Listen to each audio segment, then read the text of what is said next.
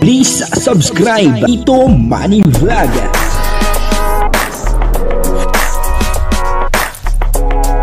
Payagan po si Tito Manny Vlog na mag-reactor para pambiling gamot sa kanya pong karamdaman. Wala man siyang records ng ng awayan.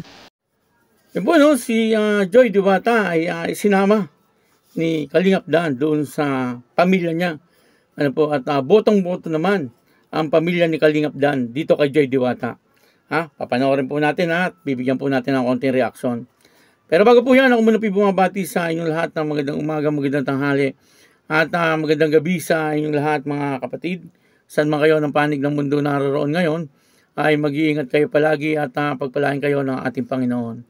Maraming salamat din po sa patuloy na tumatangkilik sa aking YouTube channel at nanonood sa aking video reaction. Patuloy lang po natin suportahan sila Kuya Bal Santos Matubang, Kalingap Rab, Ate Edna Vlog at si Ma'am Jack Tapia. At syempre mga kasamahan ko po sa Karepa, at ganoon din po yung mga charity vlogger na Kalingap partner. At ito na nga po yung video na kung saan ay sinama ni Kalingap Dan itong si Joy Diwata sa bahay ni Kuya Brooks.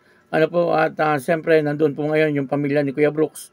At nagtipon-tipon po sila at nagkwentuhan. At dito nga po ay isa sa nakita nila ay si Joy Diwata. Talagang botong-boto po sila kay Joy Diwata. Ito po yung video.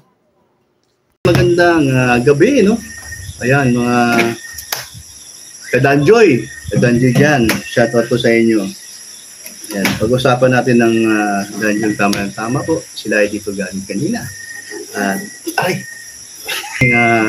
Kwentuhan, Dan at si Joy, kahit pa paano, mayroon tayong mga konting nasagap, Ay, grabe. Isisigaw po natin sa ating vlog. Sa ating live. So, masarap po pakinggan ang boses ni Diwata, Cute. Okay. Saan ba yung sa cellphone? Ay, yun ba yung kinunan kanina? Ito? Nandito ba? Pakita mo nga. Yung nag-bilis na. Ayan, mga kadanjoy, ayan, let's tayo dito baka may sigaw. Oho, may sigaw tayo. Tingnan mo kung ano kagalang itong si Joy. Paano ba makuha ito? Ayan po, Ayan po. Ayan, So, nakita na po sila ng aking mga ate. Tingnan mo nga, So, ano masasabi mo kay Di maliyo. Nakita mo si Joy. Okay lang? Maganda? Simple? Ano pa? Mabait? Ano pa? Mukhang mabait? Ano? Kasi kahit wala na sa lamit, di ba? Mukhang mabait. Okay. Tahimik. At Smile lagi. Yun din nawawala. Smile lagi. Anong nakikita mo kay Superman na kasama, katabi niya, kaharap niya si Diwata? Sweet. Si Dan. Si Dan, anong basa mo sa kanya na pag nag-usap silang dalawa, lagi nakangiti? Yan. Totoo, Smile. Ayan po. Ang kausap po ay si Ate Ding. So, mismo siya nakita niya mismo sa pagpasok ng dalawa at kasama sila si Kalingap Rab at T-Boys. Nandiyan lahat. Ako naman, nandito sa kusina, sa likod, kasi dami kong ginagawa kasi baga, kain sila. Kaya wala ako masyado doon, eksena doon sa loob. Okay, so si Ate Ding ay nag-share siya sa kanyang nakita na okay. So, lagi naka-smile si Joy. Halimbawa lang, Ate Ding. Kung sila magiging totoo sa buhay nila, ano masasabi mo? Tungkol doon sa good news po para kay Diwata. Nakita po ng mga ate namin. So, nabaitan, nagandahan. So, lahat na po, Lahat na po. Kasi iba talaga, pati sa pagkilos ni Joy. So, nandun yung hindi siya galaw-gaw. Tama ba ako? Tama ba ako? Serious ako daw. Serious? Okay. Formal. Okay. So, nakita niya ako, nakangiti ka agad. So natuwa man ako dahil unang-una, yung ngiti niya, yung bang na-appreciate ko yung ngiti niya kasi hindi siya plastic. Kasi ginanong ko siya eh. Balat, hindi plastic. Yun na nga po, no? Napanood po natin yung video, no? Ito po ay live ni Kuya Brooks, ano? Suportahan po natin, ha? Kuya Brooks. Ano po, at yan ay isang napakabait na tao ni Kuya Brooks, ano po? At kapatid po ni Kuya Bal at ama ni Kalingap Dan. Ang tawag niya kay Kalingap Dan ay si Superman, ano? Talaga naman, mukha naman talagang Superman itong si Kalingap Dan kasi poging-pogi, ano? Isa pa, machong-macho. Ano po, at ang sabi niya po, kung papanoorin niyo ng buong buo, itong live na ito ni Kuya Brooks, sabi niya ay talagang kung sino man ang makakasamang babae ni Kalingap Dan ay talagang hahanga kay Kalingap Dan kasi daw po ay napakabuting tao ni Kalingap Dan at napakasimple lang. Ano po. Kaya dito ay may na-interview si Kuya Brooks, ano po, isa doon sa mga kapatid niya, no? At sabi nga po ay napakabait nga daw po ni Joy Diwata, magalang, tahimik, at talagang napaka-formal. Ano po, at maski si Kuya Brooks ay talagang botong-boto dito po kay Joy Diwata, no? Hindi raw po plastic. Kasi hinawakan daw niya po eh. At hindi daw po plastic itong si Joy Diwata. Bakit yung iba plastic? Talaga ikaw, Kuya Brooks, ano? Wala naman sinabing ganon. Ano, basta sinabi niya ay hindi raw plastic itong si Joy Diwata. At kitang-kita naman po natin, ano, na talagang si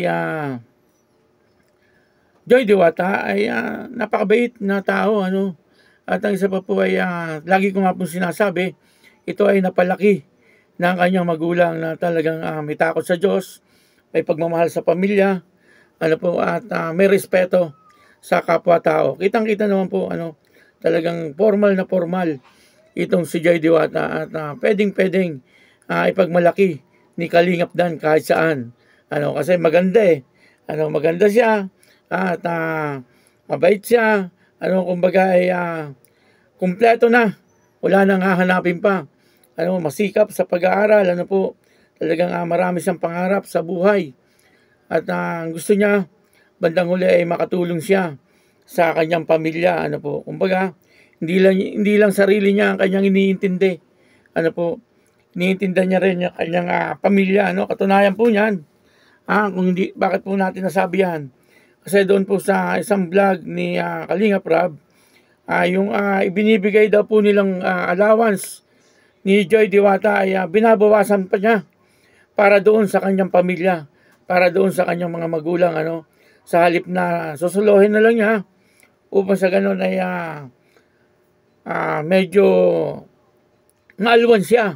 Pero hindi po ganun, ano, talagang nagtitipid po siya, ano, at binabahaginan niya yung kanyang pamilya, ano. Ganun po kabait itong si Joy Diwata. At nakita naman po ng pamilya ni Kalingap Dan, ano, yung pong ugali ni Joy Diwata, no. Kumbaga, una pa lang nilang pagsasama ay nakilatis kaagad nila, no, kung anong klaseng tao itong si Joy Diwata.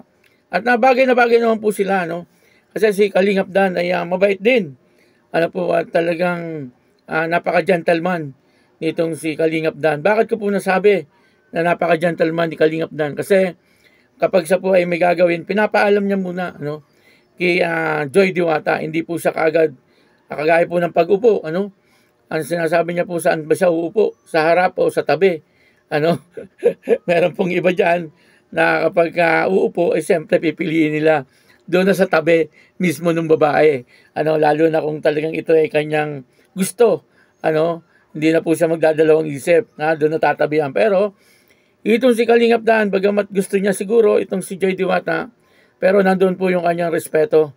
Ano, tinatanong po niya at napaka-gentleman po talaga ni Kalingap Dan. Ang sa paborito ay ang number one, ano, sa lalaki na ipapakita kung talagang desidido siya sa isang babae ay yung ipapakilala sa pamilya.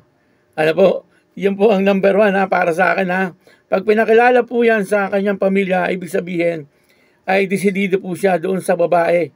Ibig sabihin ay talagang mahal niya ito at talagang ang gusto niya ay may pakilala doon sa kanyang buong pamilya upang sa ganon ay mismong pamilya na magsabi kung ito ay nararapat sa kanya o hindi. Pero tingin ko naman ay ipaglalaban ni Kalingap Dan itong si Joy Diwata kung sakaling gano'n ang mangyari.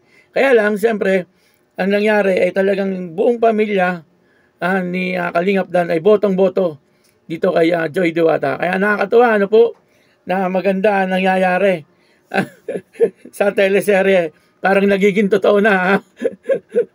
Mukhang papunta na po ito sa katotohanan. Kaabang-abang. Kaya abangan lang po natin at subaybayan po natin ang Dan Joy sapagkat habang tumatagal ay lalong gumaganda yung kwento at mukhang papunta sa katotohanan. Ibig sabihin ay hindi lang sa teleserye maski sa tunay na buhay ay parang mangyayari itong love team na ito. Kaya yun maraming salamat po sa inyong lahat at ako po si Tito Manny Vlog na nagsasabing God bless you all. Diyos mabalos.